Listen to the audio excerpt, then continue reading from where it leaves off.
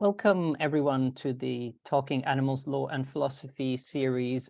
We've got a really special event for you today. We're launching the new book of Saskia Stucki, whom I'm going to introduce in a minute. For those of you who don't know me, my name is Raphael Fazel. I am the Executive Director of the Cambridge Centre for Animal Rights Law.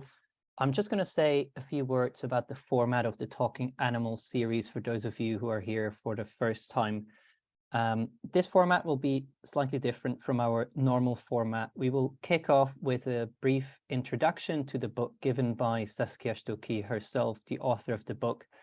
And we will then have three discussants who will each take around 10 minutes or so to give comments on Saskia's book. Saskia will then have the chance to respond to those discussants, and then we'll open to a more general discussion in which everyone is invited to come in with questions or comments. If you would like to participate in the discussion, can I please ask you to use the raise hand function that you will find under the reactions button at the bottom of your Zoom app. If that doesn't work, if you're in a library somewhere in a car, you're also free to use the chat function if that's easier for you. I will keep everyone's microphones muted until it's their turn to speak. As you may have noticed, I'm recording this, the presentation, the discussion bit of this event, but once we reach the sort of open discussion, the Q&A with the audience, I will turn off the recording. Okay, very good. So with this out of the way, it is now my pleasure to introduce our speaker to you. I'm sure many of you will be familiar with Saskia Stucki already, who is a senior research fellow at the Max Planck Institute for Comparative Law and International Law at Heidelberg. And she's also a habilitation candidate at the University of Basel Law School. In the next academic year, Saskia will be a fellow at the Fung Global Fellows Program at Princeton University, where she's working on will be working on a research project on sustainable futures. Previously, she was a visiting scholar at the Harvard Animal Law and Policy Program, where she worked on a postdoctoral program of research called Trilogy on a Legal Theory of Animal Rights. Saskia studied law at the University of Basel, where she also obtained her PhD in 2015. Her first book on the topic of fundamental rights of animals received 4 awards, among them the biennial award of the Swiss Association for the Philosophy of Law and Social Philosophy. Her research interests include animal law, human rights law, environmental law, climate change law, and sustainable food governance. And in a book that she's just published called One Rights, Human Rights and Animal Rights in the Anthropocene, she explores the intersection of some of these topics that she's been working on. The book is available online, open access, so do have a look if you haven't seen it yet. But I'm sure Saskia will tell us more about ways in which you can get your hands on that book. Saskia, thank you very much for being here, for launching your book in the series. Over to you. Yeah, thank you very much, Raphael, for this introduction. And of course, I would like to start by thanking the Cambridge Centre for Animal Rights Law and Raphael Fazel and Sean Butler in particular for hosting this event and giving me the opportunity to present and discuss my new book on human and animal rights. I'm especially pleased to be doing this on International Women's Day, because the history of women's rights serves as a good reminder of how human rights have evolved and expanded over time, from the rights of some men to the rights of all humans. Actually, yeah, I've prepared a PowerPoint presentation, which I'm going to share it now. And I hope you see it. So this is Emily Kempin-Spiri. She was the first woman in Switzerland to graduate from law school. But because she was a woman, she was not permitted to practice as an attorney. And she challenged this rule before courts, but unfortunately she did not succeed in 1887, the Swiss Federal Supreme Court held that Ms. Spiri's ideas about gender equality were ridiculous, and the court confirmed the constitutionality of precluding women from practicing law. A couple of decades later, in 1923, female lawyer Dora Lappard-Röder successfully challenged this same rule and the exclusion of women from the legal profession. And the Federal Supreme Court this time deemed it unconstitutional to exclude women from law or from practicing law. And inspired by these brave women, now my dog even wants to be a lawyer. And to be fair, the guardians of human rights did warn us that women's rights are a slippery slope and may eventually lead us to animal rights. When Olympe de Gouges and Mary Wollstonecraft first proclaimed the rights of women in the wake of the 18th century's declarations of the rights of men, the idea that human rights might be women's rights too was met with much the same incredulity and ridicule as animal rights are today. Indeed, Thomas Taylor responded to Wollstonecraft's A Vindication of the Rights of Woman with the satire A Vindication of the Rights of Brutes, likening the case for women's rights to the case for animals' rights, though of course he intended this as a reductio ad absurdum. Over 2 centuries later, though, we can affirmatively state that women's rights are human rights, and we can also ask more sincerely, are animal rights the next frontier of human rights? And this then is the guiding question of my book. Can and should animals have human rights? That is, some of the same fundamental rights that have traditionally been reserved for humans under the guise or under the label of human rights. So the starting observation of my book is that there has in recent years or in the recent decade been a human rights turn in animal rights discourse, in animal rights theory and in practice. What I mean by that is that there's a growing trend to frame animal rights in the language and in the concepts of human rights, and to assert actual human rights claims in courts on behalf of animals. So my book looks at animal rights as a phenomenon and through the lens of so-called new human rights. New human rights claims to new human rights are novel and contested rights that seek to enlarge the currently accepted catalog of rights in order to address an extant protective gap or a new protective need. And new human rights claims are a constant natural companion to human rights discourses because human rights are by their very nature subject to evolution and revolution. They carry in them the ever-present possibility of generating new rights or extending old rights to new human rights holders. And it is this inherent dynamism in human rights that enables human rights to respond to current challenges, to changing social, political, and environmental needs and challenges, and therefore to meet the problems that people face today and not just the problems that people faced in the past. So the present era that we're living in is often referred to as the Anthropocene, the new human-dominated geological epoch in which the destructive and escalating impacts of human activities on planet Earth are becoming ever more visible and ever more problematic. And in this Anthropocene era, humanity is confronted with a number of new existential risks that threaten human rights and humanity as such. For example, the climate emergency or anthropogenic climate change, biodiversity loss, and zoonotic diseases. And many of these new environmental risks are intimately linked to our destructive and exploitative relationship with animals and the wider natural world. So my book kind of posits that it is in this specific historical context that animal rights as new human rights claims have started to flourish. fueled not just by an evolving and progressing sense of animal justice, but perhaps even more so by an acute awareness of ecological pressures. It has to be noted, though, that at present, animal rights are merely new human rights claims or candidates.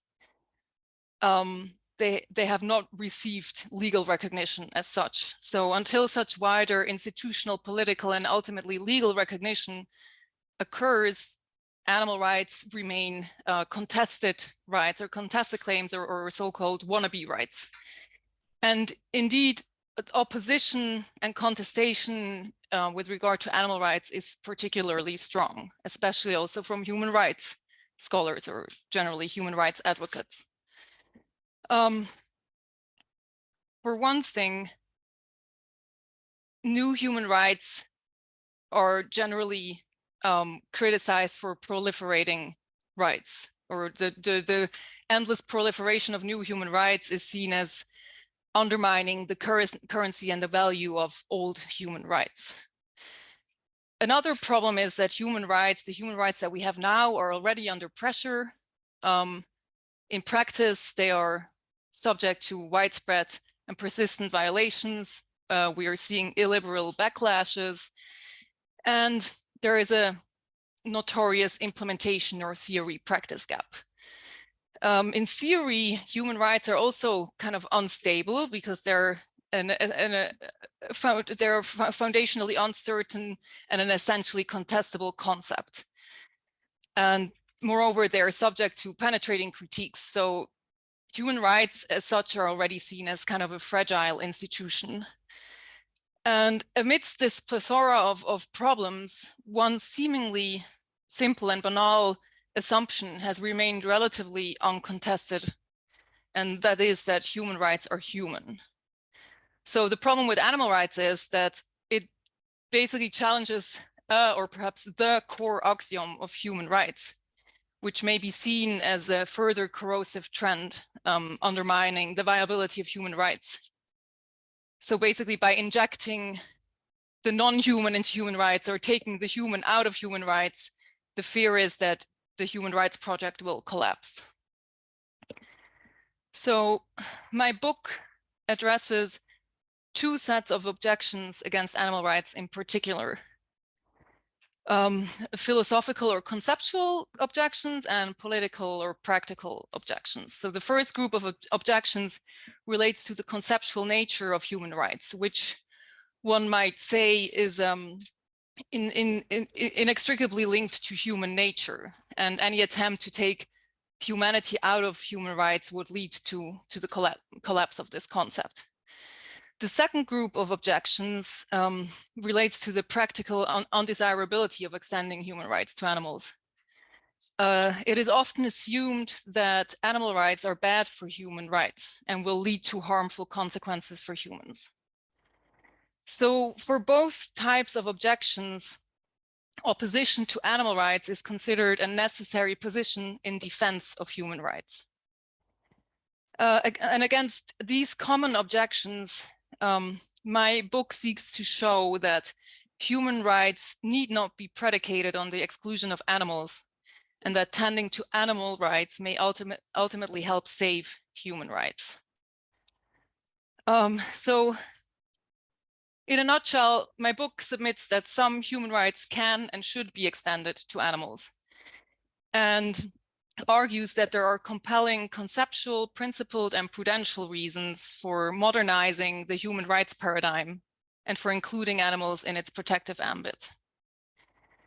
Ultimately, based on this, my book advances a holistic understanding of human and animal rights as part of the same family of rights, as kindred rights, as indivisible and interdependent rights, as one rights. So the novel term one rights that I propose here is basically proposed as a normative companion to the scientific One Health approach. Most of you will be familiar with One Health. One Health essentially highlights that fundamentally health means the same for human and non-human animals. And it also highlights the interconnectedness and interdependence of human and animal health, and also of environmental health.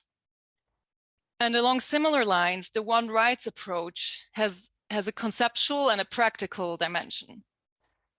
So conceptually, it states that human and animal rights are indivisible.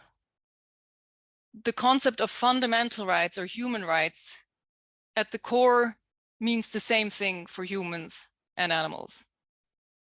And in the practical dimension, One Right says that the rights of humans and animals are also practically interdependent, and that protecting human and animal rights in concert together promises to yield better right protective outcomes for both humans and animals. So One Rights, to put it differently, says in a conceptual sense that human rights are animal rights and animal rights are human rights. And in a practical sense, protecting human and animal rights in concert promises to yield better outcomes for humans, animals, and their shared planetary home. I can't get into all the details of the book. For that, you have to read the book. But I show these different conceptual and practical dimensions, notably by looking at the justifications advanced for human rights that simultaneously produce justifications for animal rights. And by looking at the socio-political interconnections between human and animal rights, notably by looking at the different rights generative phenomena of social injustice against humans and animals and how they're interrelated. And by also looking at the environmental interdependence of humans and animals, notably by looking at how our practices of institutionalized exploitation of animals simultaneously feed into some of the gravest environmental threats to human rights. So I'm going to end this brief introduction to my book by quoting myself. While it is sometimes assumed that the idea of animal rights is a nicety we can tend to once human rights are fully realized and secured, this belief is fatally mistaken. Quite the opposite is true. In the face of mounting environmental crises, ignoring the animal question has become a luxury humanity can no longer afford. In the end, human and animal rights are in the same boat. And contrary to the antagonistic intuition, this metaphor does not stand for a lifeboat scenario in which animals have to be sacrificed in order to save human rights, but for a situation of shared fate and interdependence. Because human and animal existence are naturally and ever more interdependent, so should be the rights protecting them. One health, one welfare, one rights. And by that, I'm gonna hand the word over to the discussants. I look forward to hearing your comments. Thank you. Thank you very much, Saskia, for the really helpful introduction. I myself had the pleasure of reading a draft of the book, really enjoyed it. I can really recommend reading it to everyone. Saskia, it's available open access on the Springer website, is that correct? That is correct. I can also post a link into the chat to the open access ebook version. That'd be fantastic. Thank you very much. I'm sure people would appreciate that. Great. So with that, we're now moving to our discussion part of this event. And we've got three amazing discussants who've kindly agreed to give some comments on the book and perhaps ask some questions to Saskia, as the case may be. We've got Paulina Siemieniak, Michael Lessard, and Sergio Della Valle. I will introduce them in turn, but we're starting with Paulina, who is a PhD candidate at the philosophy department at Queen's University in Canada, where she works under the supervision of Will Kymlicka. Paulina, as some of you may know, is currently a visiting researcher at the Cambridge Centre for Animal Rights Law, and she's writing about the legal rights that domesticated animals should have to sexual and reproductive rights. Paulina, thanks a lot for preparing some comments for Saskia. I'm handing over to you now. Thank you, Raphael, for the introduction, and thank you for having me here as a commentator. I'm honored to be here to join you, Saskia, in celebrating the release of your book. And yes, I would like to start off by congratulating you on the publication of this book. So I have two general comments. One is about the situation of the proposal in relation to the critical developments in animal rights theory. And the other comment has to do with how you, Saskia, envision one rights operating in the future. So first and foremost, this book provides an extensive conceptual analysis of both naturalistic and political conceptions of human rights and the differences between them when it comes to the animal question. And from what I gather, the main argument is that when we look at the function of human rights, we see that humans need fundamental rights for the same reasons as animals do. So that is for the protection of vulnerable beings. So in other words, the same justification for human rights applies to animals. And so as a matter of justice and in normative response to this situation, Saskia argues that we should extend human rights across the species boundaries. And this would result in shared and differentiated fundamental rights, which I refer to as one rights. The book also importantly challenges the assumption that animal rights will negatively affect humans and that withholding rights from animals is an effective way of protecting human rights. And Saskia does this by showing that the extension of human rights to animals would be good for humans, animals, the environment, because of the extent of our interconnection.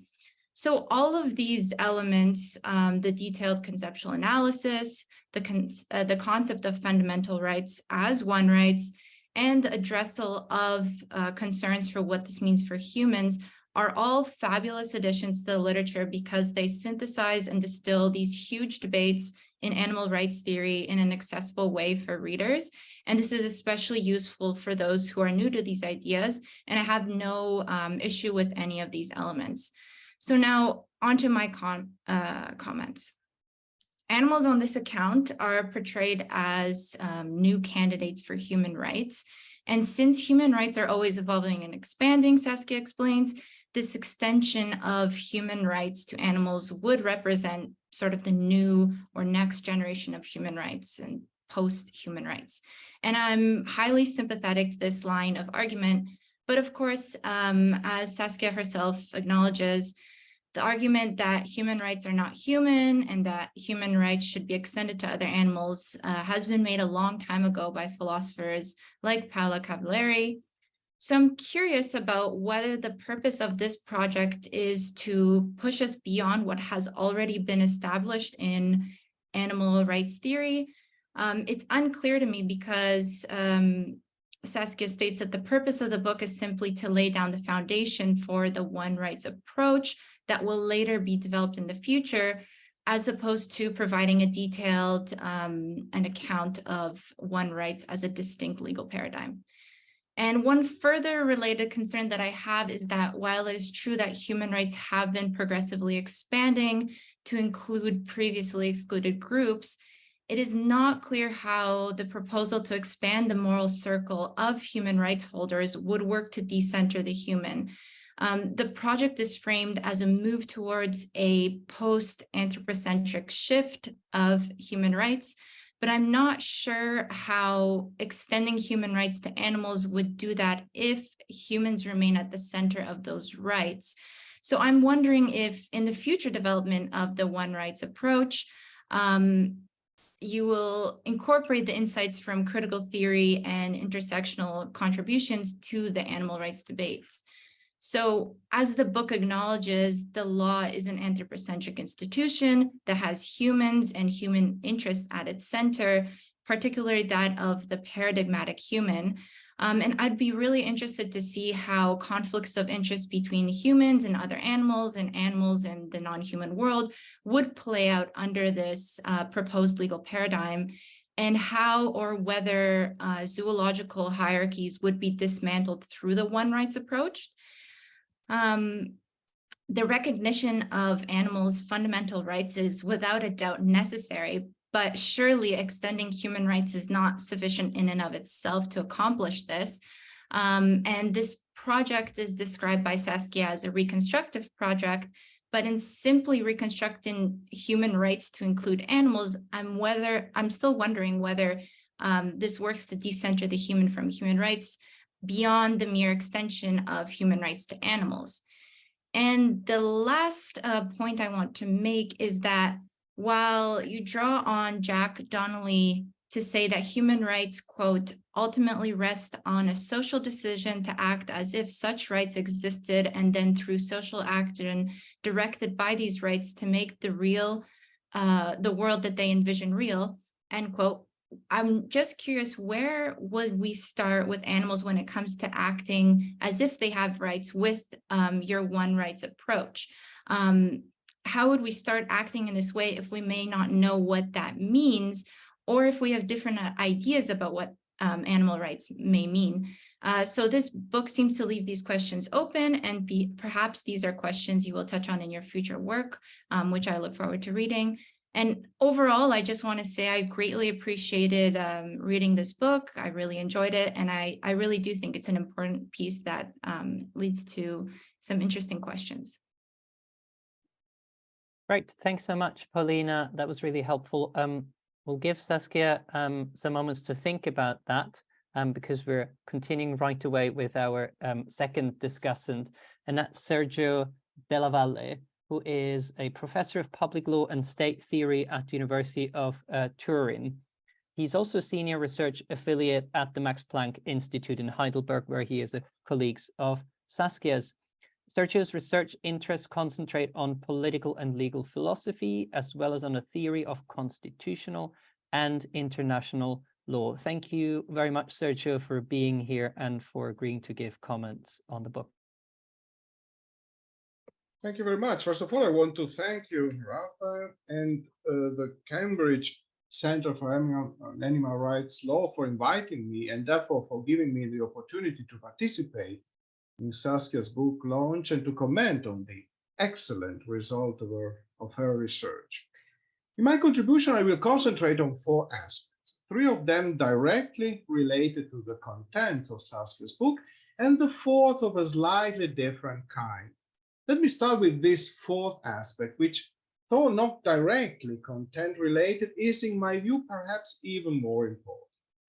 Quite unusually for scholarly works, and Saskia's book undoubtedly shows a high level of scholarship, this is an endeavor that grows out of a profound passion that transpires from every line of the text.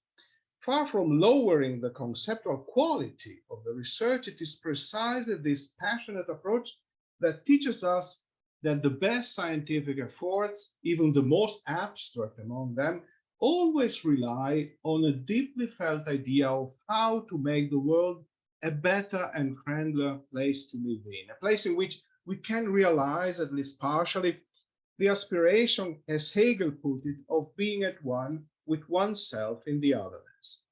Saskia shows us that this otherness is due to comprise more than just all members of the human community.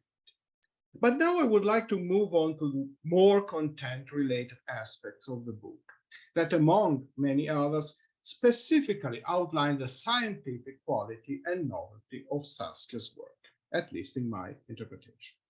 The first of these 3 aspects refers to the link that the author establishes between the protection of animal rights and 2 major challenges that humanity as a whole is presently facing, namely climate change and the loss of biodiversity. Although not completely unique in the panorama of the scholarly productions on the topic, this dimension of interconnection is correctly underlined by Saskia for at least 2 reasons. Firstly, it is unquestionably rooted in evidence, and secondly, it can be a useful argumentative tool in order to enhance the sensibility for the suffering of our fellow living beings.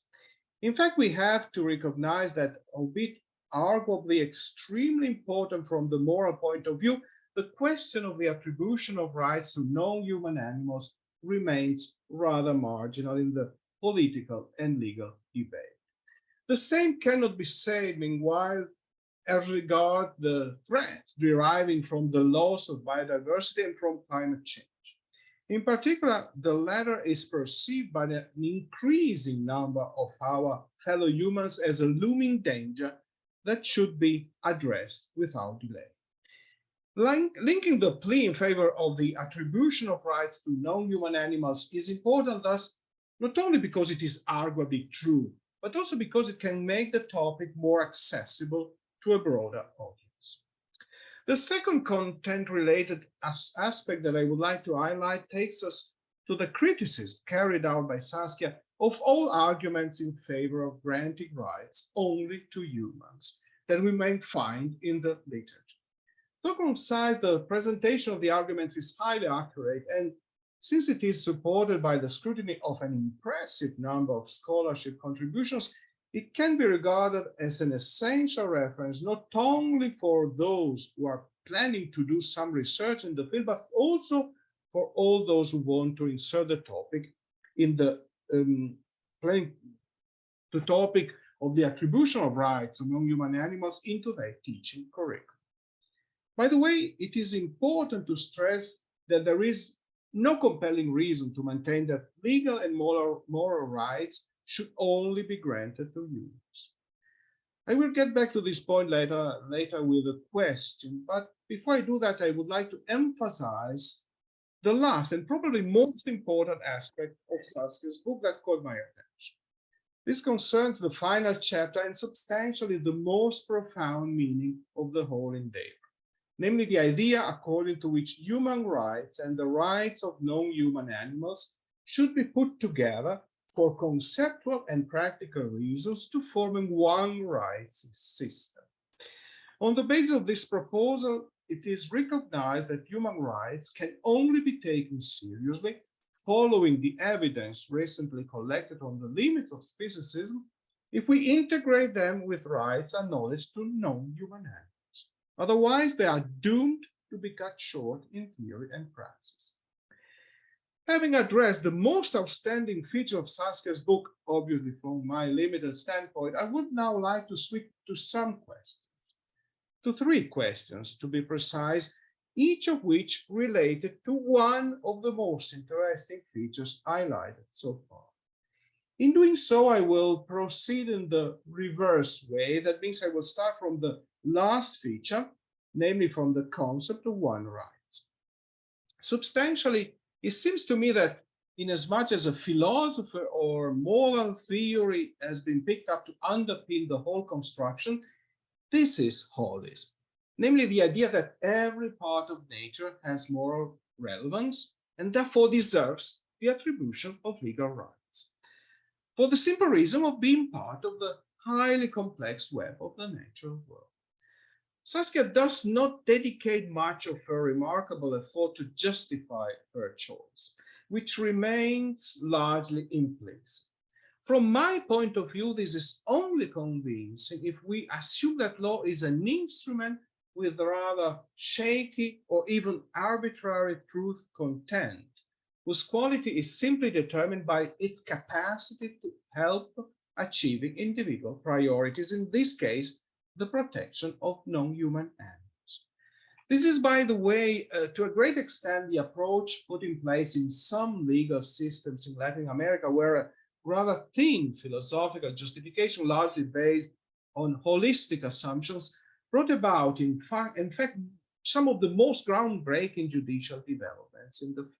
However, we can also adopt a more demanding stance, which requires that law must have a truth content and that legal rights must find their justification in the recognition of moral relevance. And to this purpose, I find holism rather wanting. In fact, according to holism, moral relevance is according to all beings in as much as they fulfill their functions in the web of nature. Thus, we could also argue that the place naturally given to non-human animals in that web is inherently different from ours, and intrinsically implies precisely the kind of suffering that we inflict on them, quite a comparable suffering indeed, or different, to the one to which they are exposed under natural conditions. Therefore, my first question to Saskia is, why was holism implicitly chosen and not other approaches, such as the reference to capabilities or sentience as the underpinning philosophy of the endeavor. Was this choice made for some reason, or the topic of the philosophical underpinning was simply regarded as outside the boundaries of this book? The second question regards then the rejection of human exceptionalism. Albeit convincing to me for a great number of reasons, it leaves the question unanswered of what we could and should do in cases of conflict between human and non-human interests, for example, in medical experimentation. Should we rule it out completely, or should we accept it, although only if no alternatives, even more expensive ones, are given? The third and last question takes us back to the link between the attribution of rights of non-human animals and the fight against the loss of biodiversity. Although the general approach is hardly questionable, there are some remarkable cases in which the two aims might heavily collide. Let's think, for example, of the problem of invasive species in general, and quite disturbingly for those who believe in a coherent defense of the attribution of rights to non-human animals. It seemed that the most successful interventions against the loss of biodiversity consisted precisely so far in the eradication of invasive species, I'm afraid with quite a limited sensibility for the suffering of the sentient creatures that were going to be annihilated. I would like to know, Saskia, if you have some idea about this very, very problematic point. Now, at the end of my contribution, I can only underline once again my admiration for Saskia's endeavor, to which I wish a lot of well-deserved success. Thank you. Thank you very much, Sergio, for these really interesting comments. I can't wait to hear Saskia's responses. But first, we have another set of comments being given by our second visiting researcher, Michael Lessard, who many of you will have already seen last week when he presented his research right here in this series. Just as a reminder for those of you who weren't here last week, Michael is a PhD candidate in law at the University of Toronto. And here at our center, he is looking into possibilities for advancing legal recognition of sociability and agency of animals. And Michael, thanks for agreeing to read Saskia's book and to give comments. Over to you. Thank you. Well, first, as others said, I would like to thank you, Saskia, for this book. It was an interesting read, and actually, I think the book can be helpful in many ways. It offers an overview of the debates surrounding the justification of human rights that can be useful to anyone diving in the debate. And more to the point, it offers, as it's clear now, an interesting argument on the relation between human rights and animal rights, which would enable us to understand human rights as animal rights. So in my comments, I would like to focus on 3 points. First, well, the book's relation with the personhood debate. Second, the role of private law. And third, the content of human rights or animal human rights. So I phrased those 3 points as questions, but feel free not to answer them all. I think you have a lot of questions so far to deal with. So first, I would like to ask, where do you see this book fitting in relation to the personhood debate? That is the debate about whether animals are or should be understood as persons in law. In some sense, this book proposes an interesting change of terms. It may be helpful to just leave the notion of personhood behind and focus on human chauvinism by tackling directly with the notion of human rights.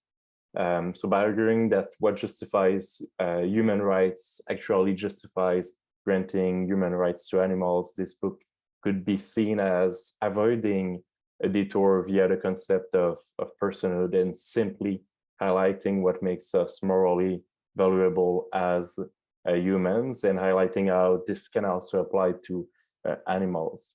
So instead of asking what makes humans persons and then wonder whether animals are persons, this book actually focuses on what is important with personhood from a legal perspective, that is having rights, and then simply asking, why do humans have human rights, and whether those reasons are good for animals too. So I see how this book is helpful in changing the paradigm of the personhood versus the property debate. And I wonder if that was your intent, or to change the paradigm, or simply to trying to avoid that long standing debate on animal personhood. And one of the reasons why I am intrigued by the relationship between that book and the personhood debate is because of the way human rights are understood in my own jurisdiction of Canada. So in Canada, human rights are not exactly understood as human rights. So we have a Charter of Rights and Freedom in our Constitution, but it is usually understood to apply to corporations as well, to some extent. So there are rights granted to any person, including corporations, and there are some rights only granted to citizens and some to physical persons, such as the right to vote, for instance. So the notion of person is an operative concept in Canada. You have charter rights when you are a person, and that may apply to corporations as well when relevant.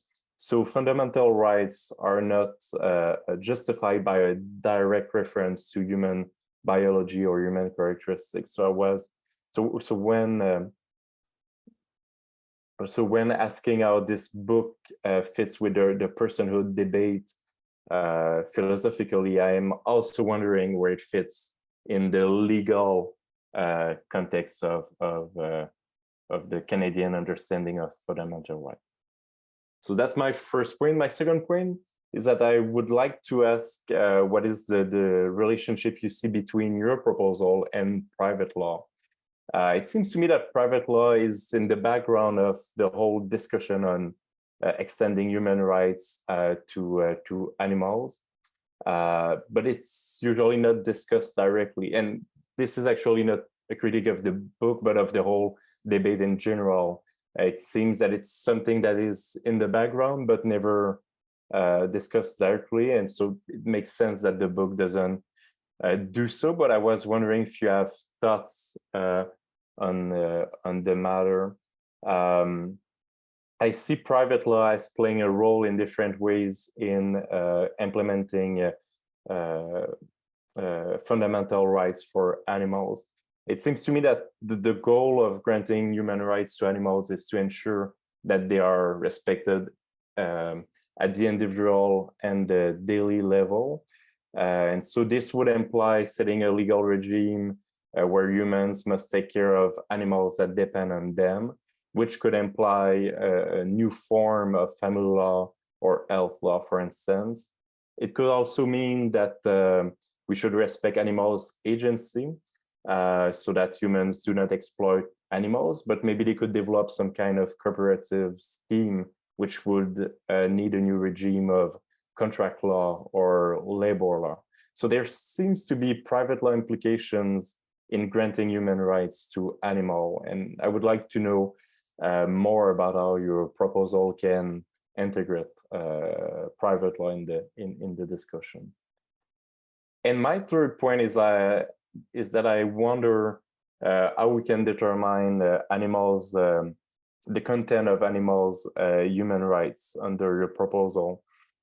So in your book, you propose that animals' rights must be differentiated in correspondence with animals' specific capacities, interests, and functional needs.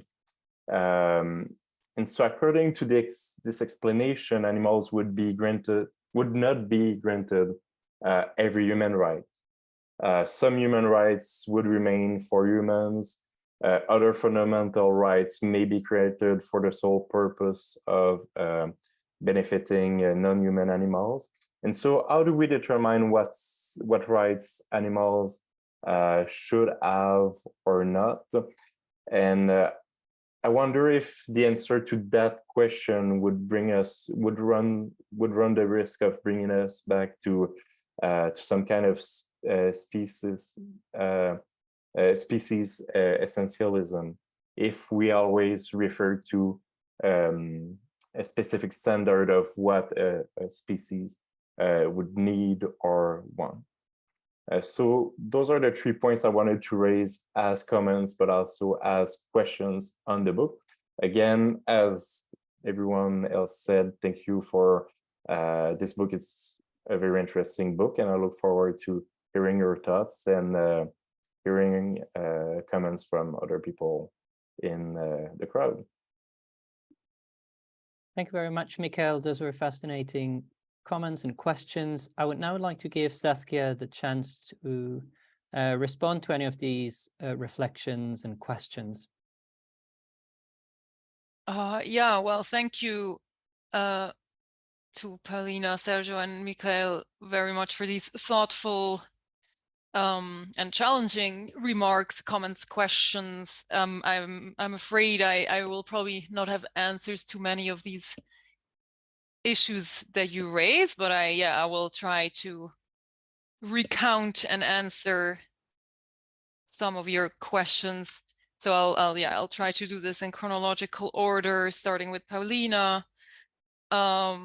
So first of all, I mean, you've asked, how does my book differ from other previous work that have basically made the claim that human rights, that animals can have human rights? So, I mean, I think the second sentence of my book is states that my book revisits the question asked by Paola Cavalieri, whether human rights are human. So yeah, that's basically the starting point to revisit this question. I mean, first of all, hers was a moral philosophical book, very influential, and I think my book, heavily builds on that work and draws on it. Also, Raphael's work on human rights was very informative for my in my book too, is heavily cited.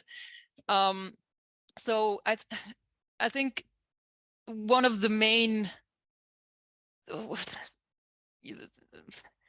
I would say my book, kind of one of the main contributions that it makes is also to synthesize all of these different debates and discourses that often are a bit disparate or like not really combined. So typically we see analyses of naturalistic conceptions of human rights with no reference to political conceptions, or we only see political conceptions discussed and just a dismissal of naturalistic justifications, or we only see kind of ethical or moral reasonings for animal rights, and or like the justice-based case for animal rights, but no regard for instrumental reasons why humans should be inclined to consider animals, etc. So I think one of the main things my book tries to do is to bring all of these different debates and arguments together and kind of show the full picture of contemporary human rights discourse and how animal rights fit in there, and kind of to highlight the many different facets of this debate. And so my book consciously adopted a parsimonious and a pluralistic approach. So I don't, the goal of my book is not to define or find the true meaning of human rights or of animal rights, but to look at many different ideas and notions and conceptions of human rights and how they can accommodate or should accommodate animal rights too, regardless of how we understand human rights. So, and how does it decenter humans to extend human rights to animals? So there's, of course, the law is inherently an anthropocentric institution, I don't think we can ever transcend the anthropocentricity of law. We can dilute it, we can moderate it, but in the end, humans make normative systems that ideally will benefit non-humans as well, but at least in an epistemic sense, we can never transcend our humanity. Another thing is, though, that we shouldn't be too much irritated by the limits of our language and terminology. Just because they're called human rights, that doesn't mean that they're human. So that's actually the point of my analysis, and that others have made too, that human rights aren't actually human to begin with. If you look at their conceptual structure and their function, there's nothing in the concept of human rights that makes it necessarily human.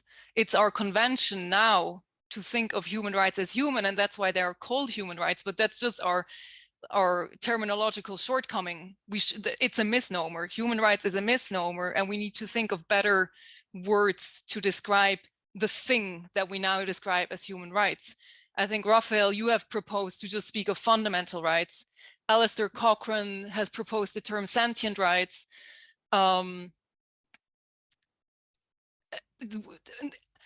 We need a new convention to name these fundamental rights that are as an umbrella term for both human and animal, non-human animal rights. As I have kind of tried, it's really difficult at that point to precisely talk about these things, because our words are just ambiguous and misleading. So the conclusion of my analysis is that human rights are not human rights. There are human and non-human animal rights. Human rights are animal rights. Animal rights is basically the bigger term, and human rights are a subcategory of animal rights. Anyway, so I don't think we should be too much deluded by just the term human rights, and that means per se that it's human-centric. I think the point of one rights is precisely to decenter humans and to consider human rights not in isolation and above and separate from animal rights, but to integrate animal rights along, or like as an integral part of human rights, and to, so that does mean to a certain extent to decenter humans, because they aren't at the center of the rights universe anymore. But of course, as with any normative proposal or theoretical idea, it always depends on how it is practiced or implemented in practice, and that's beyond my control, unfortunately. And realistically speaking, looking at our history, yeah, it will probably end up being anthropocentric too, maybe, perhaps not. And then, yeah, that also kind of touches on your question about the reconstructive aspects. Yes, and I think so, yeah, a lot of the questions have to do with the concrete implementation, or the concrete consequences or implications of the one rights approach, which are very fair follow-up questions. And that's why I said I don't have answers to a lot of these questions, because as I stated in the book, this is really kind of a more of an impulse, a beginning of a discussion, rather than, you know, me presenting neat formulas for all these issues already. I really hope that yeah, this will be an ongoing conversation. I think one rights is more of a mindset, a program, a paradigm shift in human rights that needs to be concretized. As it's like with One Health, for example, it's an idea, it's a concept, but it needs to be implemented and concretized in concrete policies and concrete institutions. And we haven't done a good job with that either so far. But it is, the beginning is this agenda, this big idea to just have this mindset of not thinking of human health and of human rights in isolation from everything else, but to consider the interconnections and interdependence with animals and the environment. Okay, so Sergio, okay, yeah, I'll try to also go through your questions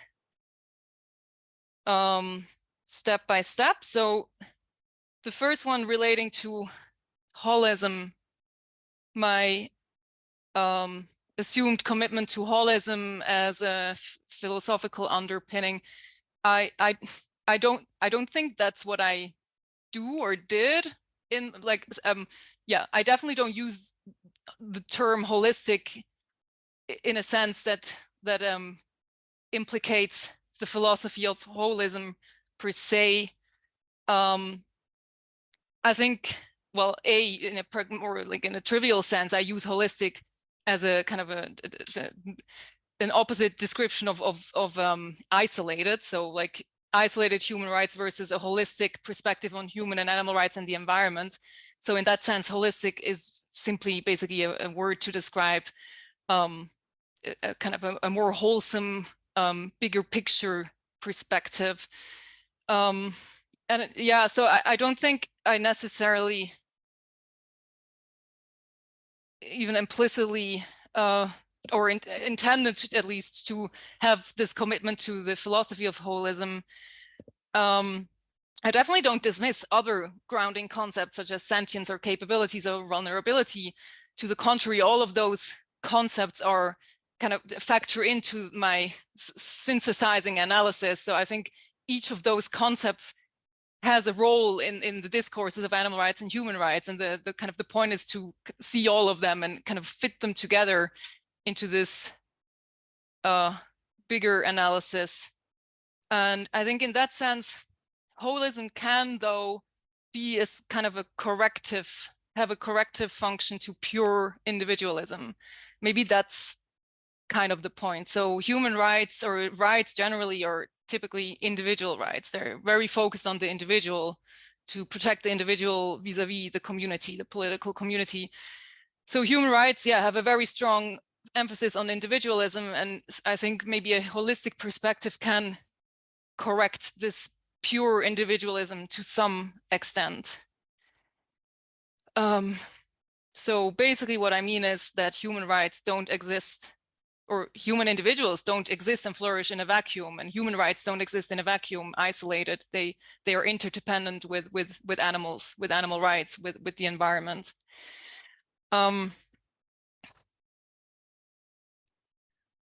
So the question about conflicting rights has come up several times. Yes, well, first of all, a lot of conflicts of interest that we have today between humans and animals are such that could be eliminated by animal rights. So if we think of eating animals because we enjoy eating their bodies, and hunting animals because we enjoy hunting them, and having pet stores because people want to buy pets, etc.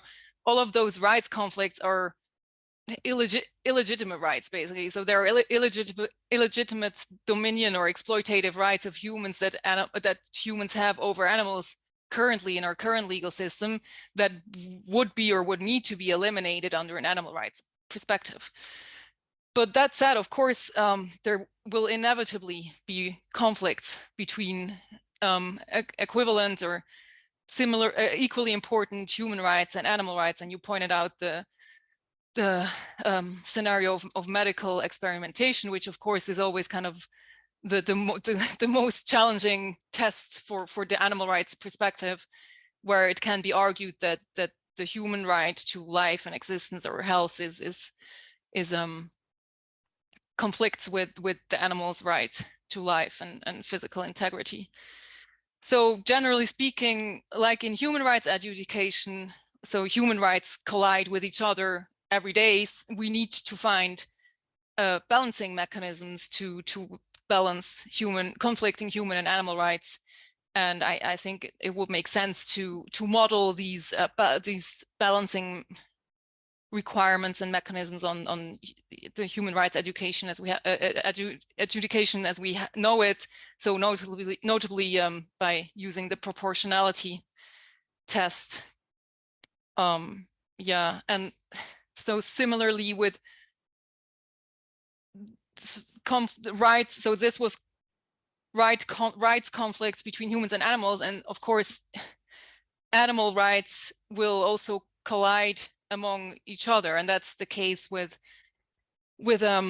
the scenario of invasive alien species that you've mentioned too, which of course is a very complex problem. And I am by no means an expert in conservation and biodiversity management. So I can really just kind of give some general comments here. Again, we're confronted here with conflicting rights between, well, individual rights of native animals versus and of animals belonging to the invasive species.